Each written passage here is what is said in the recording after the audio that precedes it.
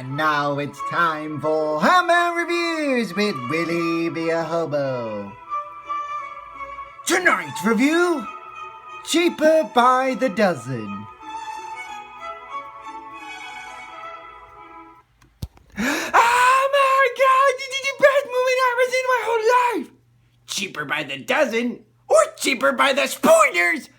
There's this guy, played by Steve Martin, who was a long-time football player for the Stallions, but he wanted to be a coach there. And he met his long-time loving partner, who was working for the newspaper company in Chicago. They both had to quit their big-time job because they wanted to have 8 babies because he had 8 kids, she had none. Or 8 siblings and she had none.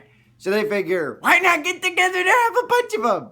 And just when they're about to get to 8, they get 1, and then 1, and then 1, and then 1, and then 1. And they do that until they're up to 7. And then they get it twins. So then they're 9. Plus 3 more, so they ultimately get a dozen. But then they live together. They try and do their own things. And then they realize, well, guess what? I have a dream to have. I too had a dream once. It was nothing about dreams. But anyways, he wanted to coach the Stallions. Since that job was opening, they decided to move away from it and live without telling anybody. Well, that's very nice to let the children get involved in this one, mama. And so they move on to a bigger, better complex, and none of them are happy. Why am I not surprised? Because the kids didn't want to move. But moving is a hard thing. I once moved before. Several times because my daddy was in the military. Wait a minute, how come your dad was in the military? I thought my dad was in the military. And mine. Run. Who has a dad in the military? So anyways, nobody's happy except for Steve Martin's character because he gets to coach the Stallions. Except there's one teeny tiny problem to that plan. His wife now is publishing a book and it's in New York and she's going on a book tour. And so, how are they going to raise a dozen kids when she's in New York and he's coaching the game? Oh, it's a very, very simple solution. He just brings the whole fucking team to the house of a man. That way he can strategize at home and watch the kids. Because quite frankly, it's hard to have the kids over here in the training complex. But things continue to get worse and worse and worse and worse and worse, and the kids want mommy. So they pretty much go rebel on Steve Martin. Why would you go rebel on Steve Martin, mama? He's so funny. Well, except for the Pink Panther. He wasn't really that funny in the Pink Panther, mama. But that's besides the point. So, Steve Martin has to make a decision. Family or team?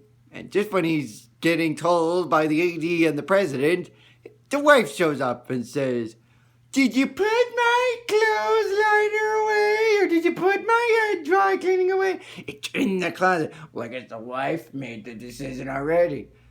Which pretty much is the case of him. Because ultimately Steve Martin decides to stick with the family. Why? Because the one child who you don't hear about, but you know his nickname, FedEx, gets missing because he's upset that Beans is dead and no one gives a crap. And so then they break up, they get into a fight. Oprah decides, you know what, screw it. You don't get to be on TV and you don't get to be on TV and nobody gets to be on TV. And her crew bolts out. And so FedEx decides to bolt out too because he doesn't like this big happy family. Oh, and the oldest one, who happens to be dating Ashton Kutcher at the time of him, well, Ashton Kutcher's character, who kinda is a Michael Kelso, but more jerkier than Michael Kelso. Of course he's not gonna go search for the kid because he doesn't want a kid because he doesn't care about anybody but himself. Kinda like Michael Kelso, except he's way more jerky in this one. So she says, you know what, fuck you. I don't want you. You don't care about me or my family. You just care about yourself. So, you know what? You can keep your fancy smancy apartment. No, better yet, I'll keep the fancy smancy apartment, kick you out, and not use the fancy smancy apartment so that way I can help my beloved family find their eldest or one of their childs. Not eldest. So she then tells Steve Martin's character, what would I do if I were running away? Take a train to my favorite place in the world. Steve Martin realizes, based on the picture that FedEx gave him, he wants to go back to Midland. And they end up all waiting for him there.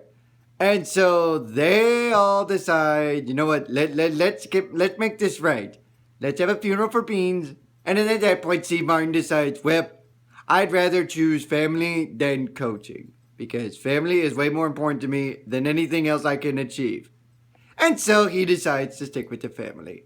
And they have a nice big Christmas dinner and everybody lives happily ever after. Except there was a sequel to this one. But I, for one, love the original.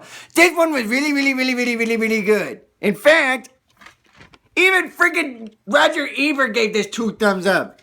Although I prefer to call it a dozen thumbs up. This is Willie B.A. Hobo saying, charge! You got charge! Come on up a girl, will ya? Come on, charge! Come on! I want to get a dozen kids too. That way I can go through the same turmoil as Steve Martin.